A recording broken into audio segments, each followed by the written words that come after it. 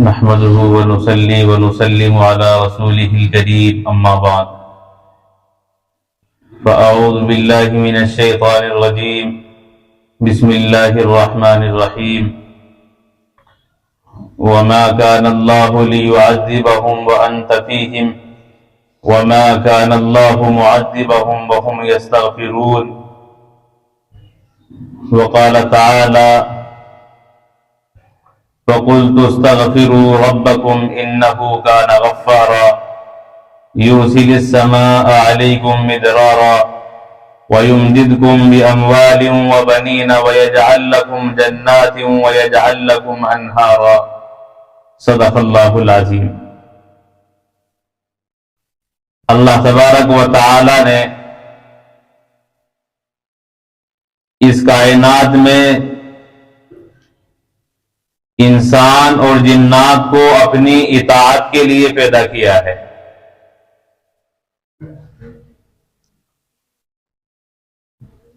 ہر انسان کے لیے ضروری ہے کہ وہ اللہ تبارک و تعالی کے قانون کا پاس و لحاظ رکھے، اللہ تعالی کی حدوں کو توڑنے والا، اللہ تعالی کے عائد کردہ حلقے سے نکلنے والا انسان مجرم اور ظالم قرار پاتا ہے، اور ایسے آدمی کے لیے اللہ تبارک و تعالی کے راضی کرنے کا ذریعہ وہ صرف گناہوں کو چھوڑ کر توبہ اور استغفار ہے۔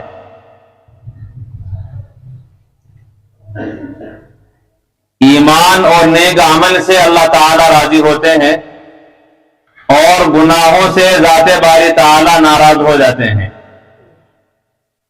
اب جو بندہ اللہ تبارک و تعالی کی نافرمانی کرتا ہے، گناہ کرتا ہے، تو وہ بھی اپنے رب کو راضی کر سکتا ہے توبہ کے ذریعے سے، استغفار کے ذریعے سے، اپنے گناہوں پر ندامت اور شرمندگی کے ساتھ۔ اسی لیے اللہ تبارک و تعالی نے قرآن کریم کی مختلف آیات میں استغفار کا حکم دیا ہے۔ حضرت نوح علیہ السلام کا تذکرہ کرتے ہوئے اللہ فرماتے ہیں فَقُلْتُ اسْتَغْفِرُوا رَبَّكُمْ إِنَّهُ كَانَ غَفَّارًا۔ حضرت نوح علیہ السلام نے فرمایا کہ تم اپنے رب سے استغفار کرو، اپنے گناہوں پر بخشش مانگو، اللہ تعالی مغفرت کرنے والے ہیں۔ اور پھر توبہ اور استغفار پر بندے کو انعامات کیا ملنے والے ہیں، اللہ تعالیٰ اسے آگے بیان فرماتے ہیں یرسل السماء علیکم مدرارا، کہ اللہ تعالیٰ آسمان سے موسلادھار بارشیں تمہارے لیے برسا دیں گے۔ اسی طرح اللہ فرماتے کہ تمہیں اولاد میں اور مال میں اور زیادہ ترقی دیں گے۔ وَيَا قَوْمِ اسْتَغْفِرُوا رَبَّكُمْ ثم توبوا الیہ یرسل السماء علیکم مدرارا ویزدکم قوتا الی قوتکم۔ حضرت ہود علیہ السلام اپنے قوم کو فرماتے ہیں کہ اللہ تعالیٰ سے اپنے گناہوں پر معافی مانگو، اللہ آسمان سے بارشیں بھی برسائیں گے، ویزدکم قوہ، اور تمہیں طاقت میں، قوت میں اور زیادہ فرما دیں گے۔ معلوم یہ ہوگا کہ انسان کو طاقت حاصل ہوتی ہے توبہ کے ذریعے سے، استغفار کے ذریعے سے۔ روحانی قوت اسی انسان کو حاصل ہوگی جو استغفار کا اہتمام کرے گا۔ ظاہر سی بات ہے جو بندہ گناہ کرتا ہے اور گناہ کے باوجود اسے توبہ کی توفیق نہیں ہوتی، استغفار نہیں کرتا اور گناہ در گناہ کرتے چلا جاتا ہے، وہ انسان حقیقی اعتبار سے کمزور ہے۔ اگر اس کے اندر طاقت ہوتی تو وہ اپنے آپ کو گناہ سے روک دیتا۔ جب بھی مسلمان گناہ کا ارادہ کرتا ہے تو اس کا دل اسے ملامت کرتا ہے کہ یہ غلط ہے، لیکن دل کے ملامت کرنے کے باوجود وہ اپنی خواہش نفسانی کی وجہ سے اس کا ارتکاب کر لیتا ہے، اس میں گرفتار ہو جاتا ہے۔ یہ اس کی کمزوری کی علامت ہے۔ اگر وہ توبہ اور استغفار کرنے کا اہتمام و معمول بناتا تو اللہ تعالیٰ سے شرم کرتا اور اس گناہ کو چھوڑ دیتا، اس لیے کہ اس انسان کو طاقت اور قوت استغفار کے حاصل ہو چکی ہوتی۔ बहरहाल अल्लाह तबारक व तआला ने मुख्तलिफ आयात में इंसान को तरगीब दी है तौबा की और इस्तिग़फ़ार की। अल्लाह के रसूल अलैहिस्सलातु वस्सलाम फरमाते हैं कि अल्लाह तबारक व तआला अपने उस बंदे से जो गुनाह करने के बाद नादिम और शर्मिंदा होता है और बारी तआला से दुआ करता है, तौबा करता है, इस्तिग़फ़ार करता है, कितना खुश होते हैं। एक मिसाल से रसूल अकरम अलैहिस्सलातु वस्सलाम ने समझाया कि कोई इंसान ऐसे जंगल में हो जहां हलाकत के सामान मौजूद हों, बिल्कुल ऐसा जंगल है जहां कोई इंसान आबाद नहीं है, बिल्कुल वीराना है, न वहां खाने का कोई सामान है, न पानी वगैरह है, और वो इंसान सो जाता है। उसकी सवारी भी उसी के पास है, सवारी पर खाने का और पीने का सामान भी रखा हुआ है। जब उस इंसान की आंखें खुलती हैं तो वो देखता है कि उसकी सवारी गायब है। अब एक तो जंगल से सफर किस तरह करेगा, ये हलाकत है। दूसरे हलाकत का सामान ये पैदा हो गया कि उसी सवारी पर उसका खाना और पानी भी मौजूद था, अब उसके लिए वहां खाने पीने का सामान भी नहीं, बल्कि भूखे मरने के असबाब पैदा हो जाते हैं। अब वो तलाश करता है लेकिन उसकी सवारी नहीं मिल पाती। बिलाखिर वो एक जगह हाथ पर टेक लगाकर लेट जाता है मरने के लिए कि अब मरने के अलावा मौत के सिवा कोई चारागार नहीं है, इस जंगल से निकल नहीं सकता, सवारी नहीं है, खाने पीने का सामान और ताम मौजूद नहीं है। अब जैसे ही वो लेटता है मरने के लिए, अचानक से जब उसकी आंख खुलती है तो उसकी सवारी उस पर मां सामान के वो वहां मौजूद पाता है। अब उस इंसान को कितनी खुशी होगी जो जिंदगी से मायूस हो चुका हो और मौत के लिए लेट चुका हो। अब उसे जिंदगी के आसान नजर आए, उस वीराने से निकलने का और मौत के चुंगल से निकलने और छुटकारे का मौका मुयस्सर हुआ। वो बंदा जितना खुश होता है उससे ज्यादा खुश अल्लाह ताला उस बंदे से होते हैं जो गुनाह के बाद अल्लाह ताला से तौबा करता है। यह है अल्लाह ताला की जात जो अपने बंदों पर इंतहाई दर्जे की मेहरबान है। इसीलिए रसूल अकरम अलैहिस्सलातु वस्सलाम ने मुख्तलिफ अहादीस में इस्तिग़फ़ार का हुक्म दिया और कुरान करीम के अंदर अल्लाह तबारक व तआला फरमाते हैं, या अय्युहल्लज़ीना आमनू तूबू इलल्लाहि तौबतन नसूहा, ए ईमान वालों अल्लाह तबारक व तआला से सच्ची तौबा करो। अब उस तौबा पर इनाम क्या मिलने वाला है, आगे बारी ताला फरमाते हैं, आशा कि उम्मीद है तुम्हारा रब तुम्हें ऐसे इनामात से नवाजेगा कि पहले तुम्हारे गुनाहों को मिटा देगा। युकफ्फिर अन्कुम सय्यिआतिकुम, तुम्हारी बुराइयां खत्म कर दी जाएंगी। वयुदखिलकुम जन्नातिन तजरी मिन तहतिहल अनहार, और फिर ऐसे बागात में दाखिल करेगा जिनके नीचे से नहरें जारी होंगी। यौम ला युख़ज़िल्लाहु अन्नबिय्य वल्लज़ीना आमनू मा, और उस दिन जिस दिन अल्लाह ताला नबी और नबी के साथ ईमान वालों को रुसवा नहीं फरमाएंगे। ये इनामात उस दिन होंगे।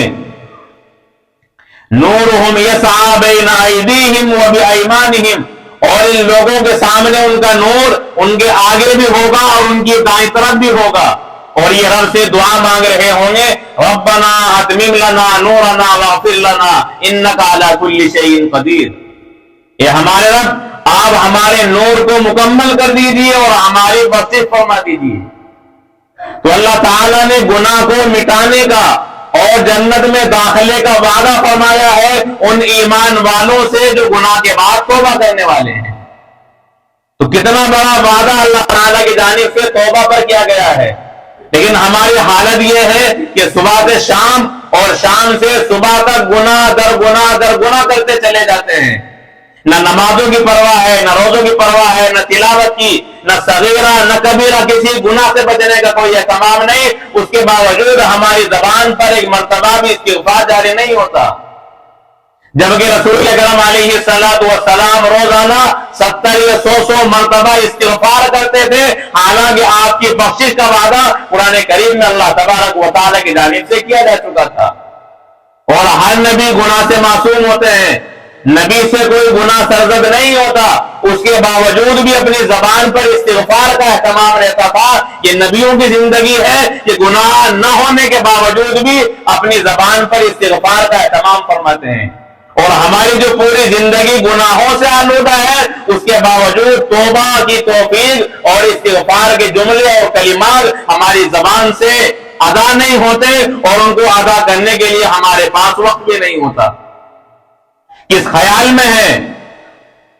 کیا موت نہیں آئے گی؟ اللہ تبارک و تعالیٰ کیا فرماتے ہیں؟ أَلَمْ يَعْنِ لِلَّذِينَ آمَنُوا أَن تَخْشَعَ قُلُوبُهُمْ لِذِكْرِ اللَّهِ، کیا اب بھی وقت نہیں آیا کہ ایمان والوں کے دل اللہ کے ذکر کے لیے پسیج جاتے؟ یہ 14 سال سے برابر اللہ اعلان کر رہے ہیں، اس کے باوجود بھی ہمیں اس اعلان کی کوئی پرواہ نہیں ہے، اسی لیے کہ ہم سنتے ہی نہیں ہیں کہ اللہ قرآن میں چاہتے کیا ہے اور اللہ کا فرمان کیا ہے، اللہ کی منشا کیا ہے۔ بہرحال اللہ تبارک و تعالی نے پہلی امتوں کو عذاب میں ہلاک کیا ہے، آسمان سے عذاب آتا یا زمینی عذاب آتا اور پوری امت پہ ہو بالا کر دی جاتی، لیکن اس امت محمدیہ پر ایسا اجماعی عذاب نہیں آیا کہ پوری امت ہلاک ہو جائے۔ سیدھا سیدھا کہیں گے کسی علاقے میں ہلکا پھلکا سا عذاب آ جاتا ہے، لیکن ایسا عذاب جس میں پوری امت گرفتار ہو جائے اور پوری امت کی نسلیں منقطع کر دی جائیں، ایسا عذاب نہیں آیا دو وجہ سے، جس کو اللہ تبارک و تعالیٰ قرآن کریم کے اندر بیان فرماتے ہیں۔ وَمَا كَانَ اللَّهُ لِيُعَذِّبَهُمْ وَأَنْتَ فِيهِمْ، اللہ تبارک و تعالیٰ فرماتے ہیں کہ عذاب اس لیے نہیں دیا جاتا، اس لیے کہ محمد رسول اللہ کی ذات تمہارے اندر موجود ہے۔ اللہ کے نبی علیہ السلام کی ذات گرامی کی برکت کی وجہ سے اسماعیل عذاب رکا ہوا تھا۔ دوسرے فرماتے ہیں وَمَا كَانَ اللَّهُ مُعَذِّبَهُمْ وَهُمْ يَسْتَغْفِرُونَ، اللہ تعالیٰ عذاب اس لیے بھی نہیں دیتے کہ کچھ اللہ کے بندے استغفار کرنے والے ہیں، تو جو استغفار کرنے والے ہیں ان کی وجہ سے اللہ کا یہ عذاب رکا ہوا ہے۔ تو آپ اندازہ لگائیں کہ استغفار میں کتنی بڑی طاقت ہے جو اللہ تبارک و تعالیٰ کے عذاب کو آنے سے روکے ہوئے ہے۔ اسی لیے مسلمان کو خاص طور پر استغفار کا اہتمام کرنا چاہیے، اسی لیے کہ یہی ذریعہ ہے اللہ کے عذاب سے بچنے کا، اللہ کی پکڑ سے اپنے آپ کو محفوظ کرنے کا، اور عذاب آخرت، عذاب دنیا اور عذاب قبر، عذاب محشر، عذاب جہنم سے اپنی حفاظت کا۔ اس کے علاوہ کوئی چارہ کار نہیں ہے۔ بہرحال اللہ تبارک و تعالیٰ اپنے بندوں سے یہی چاہتے ہیں کہ بندہ اگر گناہ کر لے تو اس گناہ پر نادم ہو، شرمندہ ہو اور سچی توبہ کرے۔ اپنی زبان سے صرف الفاظ ادا کرنے کا توبہ یہ توبہ نہیں ہے، توبہ کے لیے 3 باتوں کا ہونا ضروری ہے۔ اول، بندہ جو گناہ کر چکا ہے اس گناہ پر شرمندہ ہو، اسے ندامت ہو۔ دوسرے، اس گناہ سے علیحدہ ہو گیا ہو، اب گناہ بھی کر رہا ہے اور ساتھ ساتھ زبان پر توبہ کے الفاظ بھی ہیں، یہ توبہ نہیں بلکہ ڈھونگ ہے، تو گناہ کو چھوڑ دیا ہو۔ اور تیسرے، آئندہ نہ کرنے کا مکمل ارادہ اور مکمل عزم ہو، یہ پختہ ارادہ بنا لے کہ میری جان جائے گی مگر گناہ نہیں کروں گا۔ اب توبہ کے الفاظ بھی ہیں اور آئندہ گناہ کرنے کا ارادہ بھی ہے، تو یہ توبہ نہیں ہے۔ یہ 3 باتیں اگر کسی انسان کی توبہ کے اندر شامل ہوں گی تو اس کی توبہ توبہ ہے، ورنہ اسے ڈھونگ تو کہا جا سکتا ہے، توبہ نہیں کہا جا سکتا۔ تو اپنے گناہوں پر شرمندگی ہو، گناہ سے علیحدگی اختیار کی جائے اور آئندہ نہ کرنے کا ارادہ ہو۔ اس طریقے سے اللہ تبارک و تعالیٰ سے توبہ استغفار کرے، پھر اللہ تعالیٰ گناہ کو مٹائیں گے بھی اور ساتھ ساتھ جنت کے اندر داخل فرمائیں گے اور اپنے عذابات سے محفوظ فرمائیں گے۔ اللہ عمل کی توفیق عنایت فرمائے۔